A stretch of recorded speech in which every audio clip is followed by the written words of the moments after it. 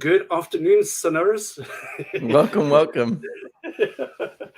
Justin, so nice to meet you finally. We've been trying to set this up for a while. I'm very glad to introduce you to our members.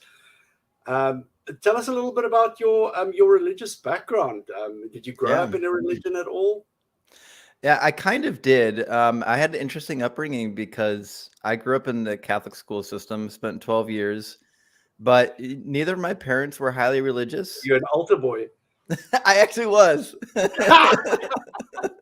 Don't worry, I never had to file a police report. Yeah, that was part of the process. You had to learn to be an altar boy at a certain age. But I never really took it too seriously. I did enjoy going to the Catholic school because I actually liked the religion classes. It was an interest of mine. But neither one of my parents were really religious. My mom was a non-practicing Catholic, and my dad was a non-practicing like Southern Baptist. So they were both pretty. They're both kind of like, well, we have some beliefs, but we're not going to act on them, right? So when I was a teenager, though, I kind of started to take Christianity seriously. My best friend, his name was Kyle, he came from like an evangelical, charismatic type background, and I spent so much time with him as a child. We met when we were about 9 years old. I spent so much time with him. I was going to church with him like every other week. And so by the time I was a teenager, I was like, maybe I should take this seriously, right? And I really did. In fact, I got to a point the summer I turned 16 where I had, the typical conversion process. I had a born again experience, as they would describe it, and I committed my life to Christ. And for me, it was a good thing. It really helped me to make a lot of positive changes in my life. Right. So that's kind of how I got into Christianity. And I took it very seriously. I went to church multiple times a week. I joined multiple Bible studies. I purged my bad CD collection. Got rid of all the music that you're not supposed to listen to. I dove head in, and I did that for a long time. And then I felt before I was able to finish my engineering degree, I really felt a calling to ministry. I felt that was a place where I could be used. And so I went to Bible college and then to seminary after engineering school. And like many people, when you see how the sausage is made, things start. You lose your taste for it when you know how Yeah. it's made. And so that was where my deconstruction process started, was during the beginning phases, even actually just shortly before Bible college. And then during the Bible college process, by the time I was done, I was already so liberal that you might not even called me a Christian. So, was this a gradual process, or was it like a parting of the clouds? And Yeah, I think it's a little bit of both. So I think the thing that triggered my process was I was always really interested in reading the original manuscripts. And so I started looking at some textual criticism for like lay people, like the year before I went to Bible college. And I found some problematic stuff. I discovered that, the manuscripts don't agree with each other. And even in the biblical text, there are internal contradictions. And I came from a background where the Bible was supposed to be inerrant. And so this was problematic for me. I had to start wrestling with, okay, can you still be a Christian? Can God still exist? Can Jesus still be Jesus if the Bible is fallible? And I think that started the whole process of, well, I should actually examine this thing. I shouldn't just believe it blindly, because it's possible that what is here, either part of it shouldn't be here, or we've got parts missing, or it's been corrupted and it's now a political document, not a historical document. And so I started questioning everything. Yeah. And one of the things, when they don't like that, I know. Well, one of the things I did, because I spent a lot of time actually talking to atheists, because I was really curious. Well, why don't you believe? You know what I mean? Because the Bible was the foundation of my faith for so long. And I had a really good friend that I met through forums online, and he said, Justin, you've been reading the Bible for so long up until now, with the assumption that it's true unless somebody else proves it to be untrue. He goes, go back from the beginning, read it as if it's not true, just like you would the Quran, and then see if you come up with the idea that it would be true just by reading the text, not by faith. And it was a good approach. I read through the Bible that year with the assumption none of this is true. Can I read it and find anything in it that is provably true? And that was a very difficult read. I found the laws of the Old Testament were really harsh, very barbaric. Women, the treatment of women were mostly as property. And so for me, the laws of the Old Testament were really problematic because I had to start figuring out, like, okay, if God is all loving and he's all good, how can he also unalive infants, women, and children? As long as you can keep the virgins, you can always keep the virgins for yourself because those are property. And why do we see such a large disparity between this God of the Old Testament that we say is all good and loving, but is doing many things that is not good or loving? Yeah. And it's a bit like Stockholm syndrome at the end of the day. That phenomenon where those who are kidnapped actually start to soften up to the kidnapper. The person that's holding them captive. It's very funny how that works, and the justifications. It's I ran into this. I'm sorry to interrupt you. No, go ahead. What I was saying, I ran into this website. I think it's called lyingforjesus.org or .com or something. It used to be. It's a reincarnation of a website that used to be called BibViz, like BIBVIZ, which is a visualization of all the contradictions, where it actually has them. It looks like some psychopath's mind map, like where this verse contradicts that one. Right. It's just this like sea of internal inconsistencies, scientific inaccuracies, contradictions. And if that's the word of the creator of the universe, I'm not impressed. Right. And the problem is most people don't catch them because they don't read the Bible enough to know. But even something simple. So last night, because everyone's talking on TikTok about the book of Revelation, how it's being fulfilled. So I was like, it's been a hot minute since I've been through Revelation. Let's skip through it. And so I was reading. I'm in chapter. Revelation reminds me of an acid trip I had in the right. That acid trip is more real, I promise you. Yeah. But there's two different churches at the beginning of the book. They're in the prologue, basically, where God, through Jesus, is judging some of the people in the churches. And two churches specifically, he was upset with them because they were eating meat that was sacrificed to idols. But if you go back to 1 Corinthians, guess what? Paul has a whole diatribe about how it's okay to eat meat sacrificed to idols because idols aren't real. So I was like, okay, that seems like a pretty obvious contradiction. Like I got to the second chapter before I found one. But the funny thing is that Christians have been tap dancing around these contradictions for centuries. It's rather pointless to confront somebody who is convinced by faith that there's an internal inconsistency, because they have already rationalized the most absurd concept. So an internal contradiction is just brushed brushed off the shoulder. I adopted a position, I would say, late during Bible college, which was maybe relatively similar to what the Catholic Church holds, which is that the Bible is fallible. It's a joint project between God and man. And guess what? God trusted it to man, and we've goofed a few things and things like that. That's why we also need church tradition and apostolic teaching and things like that. And I kind of held on to it a little bit. Needs money as well. That's right. You said it. They've got to justify their existence, because if you could be a Christian with just the Bible and no church, that's a problem for them.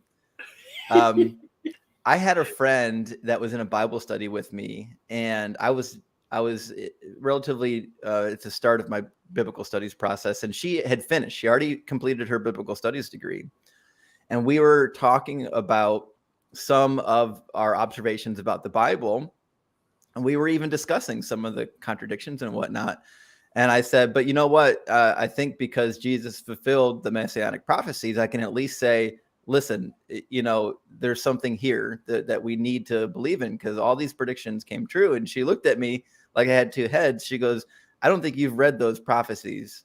And I was like, and at a moment I was like, yeah, I mean, I've read them when they were quoted in the New Testament. I haven't really gone back and like scoured through the prophecy in an effort to validate whether or not Jesus really fulfilled it. Because even when I read the Bible previously, reading through the prophecies can be difficult, especially as a young person, when you're still building your knowledge base. And so I went back, I reread every single prophecy quoted in the New Testament, and I read it completely in context. Like I broke it down, I read the commentaries on it. I understood the historical context. Yeah. And it turned out Jesus didn't fulfill a single prophecy in the Old Testament. Not even one. Not a single one. Imagine that. Yeah. I talked to her a number of weeks after that, and I just told her, I said, you're 100% right. I had been reading them through the eyes of it's already true unless someone can prove it to be otherwise. He goes, but if you actually read the text and get a proper reading of the context, all of these prophecies were about the time when the prophet spoke. Even the most famous one, Isaiah 7:14, unto us child will be born from a virgin, so on and so forth. That had nothing to do with Jesus. That was about a child born to King Ahaz. And specifically, the sign says that before that child is old enough to choose good and evil, the two kings that Ahaz is afraid of is going to be wiped out by the Assyrians. And if you read all the way to the next chapter, that's exactly what happens. So Jesus has nothing to do with that prophecy. And but that's the problem with these ancient texts. They're not relevant in today's society, and what we are actually trying to do, or what believers try to do, is they try to retrofit everything to those prophecies. Right. And I mean, Muslims are famous for doing that. Yes. Like all these miracles in the Quran. Well, the same true with if you've been through the Dead Sea Scrolls. There's a section referred to as the Pesharim in the Dead Sea Scrolls, where it's basically people in the Dead Sea giving their interpretation of different passages from the Bible, sometimes whole books. And it's clear that those that were part of the Dead Sea community thought that they were part of this coming messianic age, and that the teacher of righteousness was going to emerge from their midst. But when you read the teachings of Pesharim about the biblical predictions and prophecies, it's always about them. Every prophecy somehow is about their community. And we do the same thing. That's when Jesus came along, guess what? They took any word association they could, and they said, boom, it's about Jesus. Ignore the original context altogether. It's amazing how religion is so geographic. Yeah. I mean, blissfully unaware of the Chinese and the South American. Oh my gosh. Yeah. Well, even the Messianic age, right? Everybody, according to the Messianic age, is going to stream to Jerusalem, and the law is going to go forth out of Zion, as it's spoken about in the book of Isaiah. And in these last days, there will be a Davidic king, right? And the king's law is going to go forth from sea to sea, and everyone's going to live in peace. But they don't know that other continents exist. They have no idea that the Native Americans have no way of streaming to Zion to receive the law of the Lord, right? Yeah, exactly. Like, they have no idea. But correct me if I'm wrong. Wasn't Jesus supposed to return in the lifetime of those? Yeah. Those who saw him and actually interacted with him. Yeah. So in both in Mark and in Matthew, this shows up. Matthew, maybe the most famous, chapter 24. The disciples are asking him about signs of the end times. When is the end going to come? Because they thought it was coming imminently. Because guess what? That's what the prophecies foretold. That when the Messiah comes, so would the end, and then the Davidic ruler would show up. So, anyways. There's all these lists of signs that we see in chapter 24 And then it Damn, says, yeah, I mean, I'm very impressed. You know your shit, eh? yeah, well, I've got 2 degrees on this now. So at the end of the list of signs, Jesus says, and then you'll see the Son of Man come riding on the clouds, right? And then 3 verses later, he's like, and all of this will, all of these signs will take place before this generation passes away. That's a paraphrase. And none of that happened. What, none of you shall taste death before the Son of Man returns, or something like that. Yeah, exactly. I think that's the one in Mark. I could be wrong, but so anyway, anyways, the way the apologists deal with this, they're like, oh no, all of those signs were actually meant for the immediate time frame, and that refers to Jerusalem. But when Jesus says he's coming riding on the clouds, he meant that for the future. Okay, that's interesting, because Jesus literally says all of these things. That means all of them, not some of them. And then they go, well, the Greek word, geneos, doesn't necessarily mean this generation. It could be a loose term. Yes, I'm sure. A day to the Lord is like 1,000 years. You can. Very convenient. Yeah, it's very convenient. But you're right. So anyways, when I got to the point though where I realized that, okay, Jesus didn't fulfill the prophecies. I understand that the Christian view is that, well, the prophecies had a second hidden meaning. That's what we call dual fulfillment or double fulfillment. But I kind of rejected this. I pressed some of my professors when I was in seminary about this. Even I said, if there's a second hidden meaning to the text, then this is kind of subjective. It's just whatever you say it is, right? You can just take any words from the text and make an association with what's happening at your current time and call it a fulfillment. And that's what people are doing today, right? With the book of Revelation. Oh, I see something that might be vaguely, linguistically described here. So great. By the time I was done with seminary, I would say I no longer, I would say I probably wasn't a Christian, even though I still held on to a belief in a God. I just thought, well, if there's a God, the Bible's not going to get you there. Yeah. You know what I mean? This funny, my journey was very similar. It was like this, it was like a death by 1,000 cuts. Yes. It was like, it was like, a constant chipping away. And then I did something and just kept on withering and withering and withering. Mm-hmm. And at the end, I followed the same route where I said, like, well, fuck, Christianity is definitely not true. Right. But there has to be there has to be something. Right.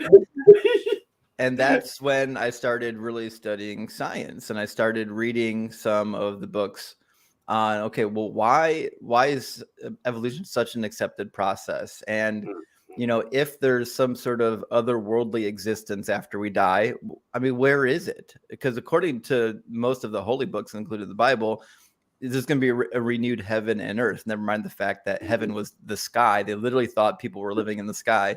But that was the idea. So I'm like, well, obviously that's not going to happen, because our galaxy is going to collide with the Andromeda galaxy in about 250 million years, and we're not going to exist anymore. So where is this extra plane of existence? And there's no extra plane of existence anywhere. It's just all there is to it. It's a magic castle in the sky. I know. And like, even if whatever, we don't collide with the Andromeda galaxy, the entire universe is going to die a cold death when we've expanded so far. There's not enough heat to keep the system going. Yeah. So, and I mean, all the suns are eventually going to burn out of fuel in any case. So it's because and Christians don't understand what entropy means. They always quote entropy as a reason for why it couldn't have just happened by chance. But entropy, the second law of thermodynamics. I know. Entropy is just a measure of heat, and it describes how heat transfers in a closed system. But the fact of the matter is, all of the hot and cold pockets in our solar system will equalize at some point, and it'll be too cold for life to exist. Yeah. So that's how I became an atheist. I know. But there's something very liberating about that moment when you where you actually like look yourself in the mirror and you say to yourself like, fuck, I don't believe this shit anymore. Yeah. And it's some people go through intense periods of trauma and existential angst and whatever, because we've been programmed and indoctrinated as humans in a social environment that this is the way that things are. So as soon as that rug is pulled from under us, a lot of people, like I said, go through these internal struggles and traumas. But for me, it was I was brought up in like a very, very strict Dutch Reformed type of type of religion, so it was just guilt and shame and guilt and shame. Yeah. You are not worthy, you are false, you are like rags. Yes, your righteousness is like filthy rags, of course. So when I finally decided like, oh fuck, this is bullshit, I was relieved. I was really relieved, because it was like such a burden that was just lifted off of me. And a lot of people describe that there's so many varied experiences from people who leave religion behind. What was that for you as well? Were you relieved, or were you traumatized, or? I think it was a little of both. When I first started my deconstruction journey, I went through a lot of like existential dread, because I was an adult when this happened. I was a young adult, but I was an adult when it happened. I lived my whole life with the understanding that one day I would die, leave this plane of existence, and exist in a better plane of existence somehow. Or maybe a worse one, but I would still exist, right? But having to wrestle as an adult with the idea of, one day the lights are going to go out, and that's it. That's all we have. Yeah. What we have now is all there is. You don't have a minute to waste while you're here. You better make the most of it. And then one day, poof, you're not going to exist, and no one's going to care about you. No one's going to remember you. You're going to be a speck in the universe. That is a terrible thing to deal with as somebody who once thought the complete opposite. And so I wrestled with that for a long time. And I did eventually, I think there was kind of a moment where I did start to feel some relief, because even as I'm wrestling with, maybe there is no afterlife, maybe there is no God.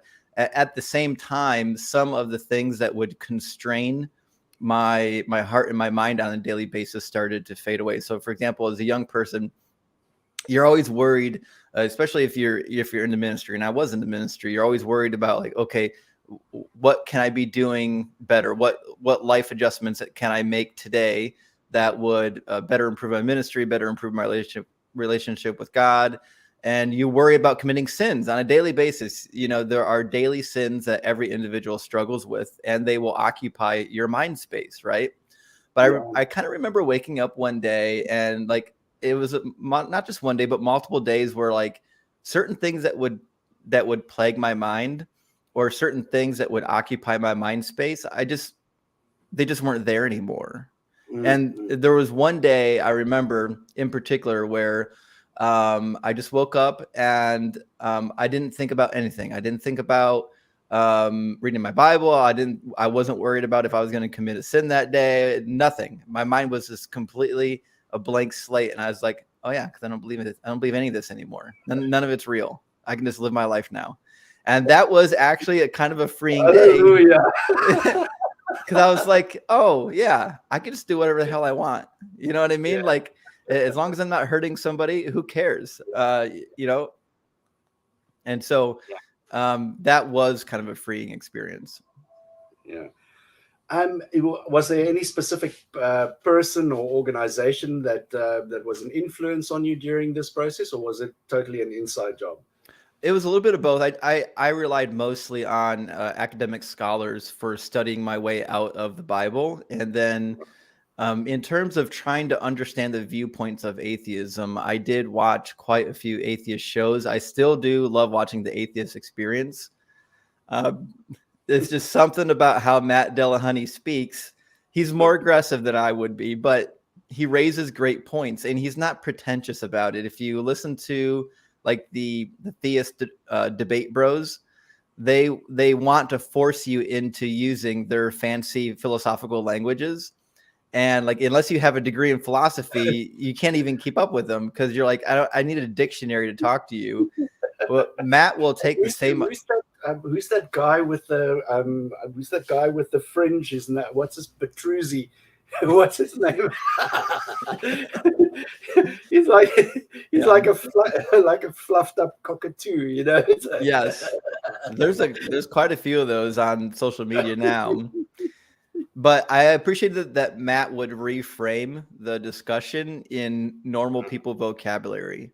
And in fact, when people tried to sound smart by using big words, he would reframe it and be like, okay, let's talk about what the question actually is and whether or not there's an answer to it. And to me, that was really helpful, because I didn't want to go back to school and get a philosophy degree just so I could develop a metaphysical theorem of whether or not God could exist in an alternate universe that we've never observed.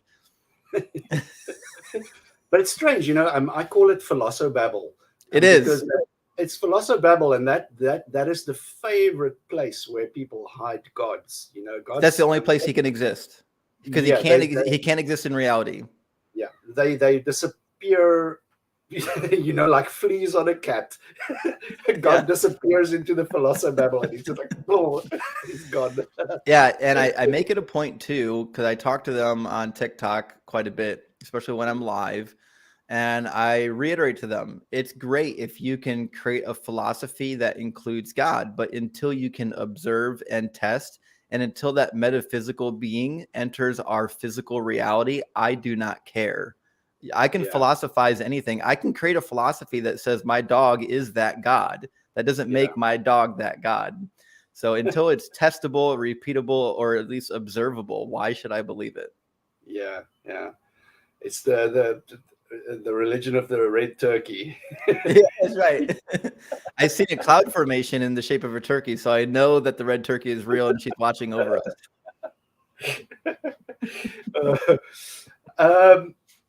So activism. Are you involved in any activism, either online or in person? I am online. I mostly on TikTok, and I started a YouTube channel as well. And I didn't initially for many years, only because I didn't want to be the reason why people deconverted, because it was a traumatic process for me.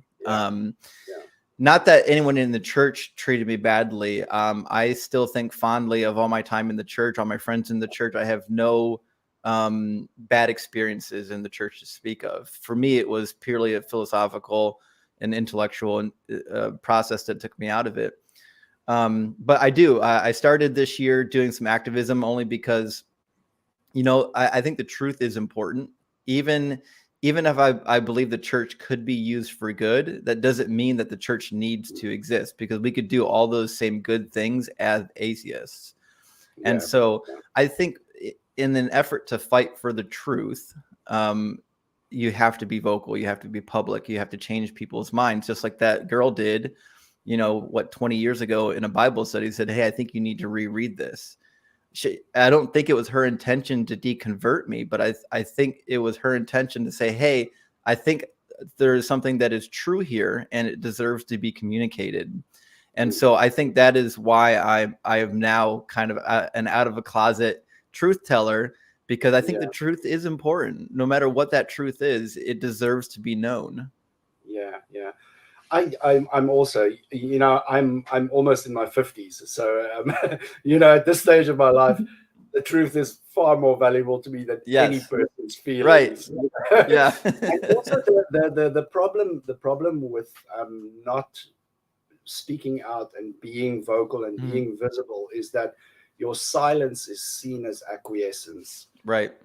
So if you, and that's the way it's always been, people just assume this is a Christian country.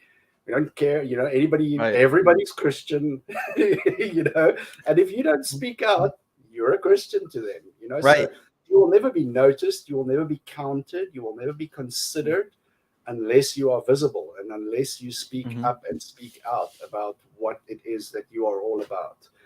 Yeah. And Very especially important. In America, even if you're not Christian, to most Christians, you are a potential Christian.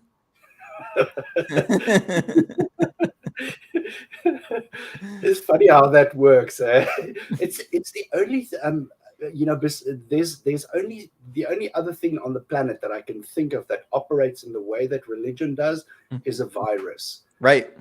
Because it will go in and it will consume the host at its own expense. Right. Absolutely. It is. Yep. That's a great description.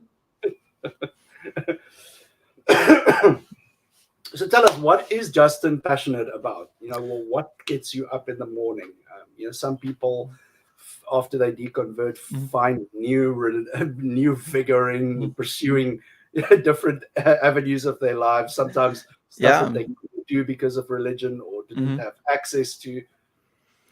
Well, I'm still really passionate about learning and communicating. So, I spent many years in the ministry, and part of that is because you want to communicate what you think is truth, what you think is going to help somebody else out.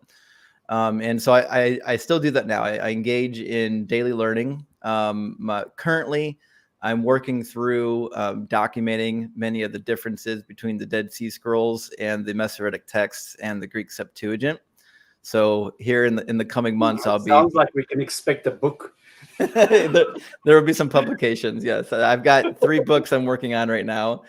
One of them is a cross-reference between the laws of Moses and the rest of the ancient Near Eastern laws. Because when I was a Christian, one of the justifications for the harsh laws, they would say, well, they were actually really progressive for their time, and so somehow that makes them okay. But it turns out I went back and read all the ancient Near Eastern law codes, and they weren't progressive at all. And some of them were actually worse. So I've been putting together. The people in Samaria had a far superior law code, apparently. So yeah, that's one of the things. We're gonna have. I would love to speak to you at great length, but you can hear my beeper is going off here. This is my electricity supply. We have rotational power. Oh no! It's gonna go out any second now. I want to thank you so much for spending your. It was great to talk to you. Yeah, and we have to do this again some other time because I've got much more to do. We're definitely going to follow up. Before I die. All right, have a great day. You too. Take care, man. Bye-bye.